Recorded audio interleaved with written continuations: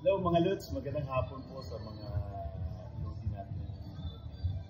So, ngayong hapon pag-uusapan natin paano maging isang motovlogger. Unang-una, yung tip natin na bibigay paano maging isang motovlogger. Unang-una, kailangan meron kang motor. So, yun talaga ang pinakauna mo nung bumili ng isang motor. Kasi, di ba, motovlog. So, kailangan meron kang motor. Pangalawa, pag meron kang motor, siyempre paparisan mo ng mga protective gear. Dapat suot tayo lagi ng helmet. Dapat meron tayong helmet. Meron tayong riding jacket para sa protection sa ulan, saka sa init ng panahon.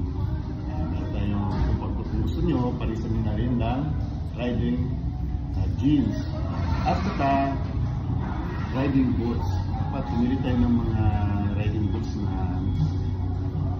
gusto niyo ng balat o gusto niyo basta matibay lang, hindi lang yung pang-daily shoes natin. So, bumili kayo ng mga shoes na magaganda ng matibay kasi makakatulong din yun sa daan, ever lang in case na hindi natin tansa yung daily na pag-ride natin kung ano mangyayari sa atin. So, at least na lang mabawas-bawasan o maprotektahan yung paa natin, yung katawan natin sa mga sinusuot natin ng mga protective gear. At siyempre, sa mga pawisin ng kamay, kailangan meron kang gloves. So, para maganda yung handling natin, maganda yung grip natin sa natin. Last thing, nag-tip, nagbibigay ko, siyempre, kung meron ka ng motor, meron ka ng helmet, may jacket ka na, may labing pants ka na, dito na lahat ng outfit mo, para maging mabuo yun, kailangan meron kang camera. So, camera naman yung bilhin mo. Pwede GoPro or kung may budget ka naman, pwede Insta360, XR3, XR4. Ako yung gamit ko is Insta360, XR3 lang. Kasi may XR4 na ngayon. So, medyo may difference daw yung camera nila. At iba pa yung kamahalan ng difference ng price. May bagong pinagdag sa XR4.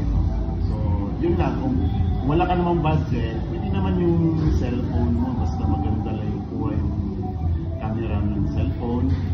Bibilhan mo lang siya ng mounting doon sa nabibigyan ng motor mo. Makakuha ka na. So, kung meron ka ng motor, meron ka ng protective gear, meron ka ng video, ang last thing mo gagawin, lumabas ka, syempre. Mag-rides ka doon sa gusto mong puntahan para meron ka ng content. Yun.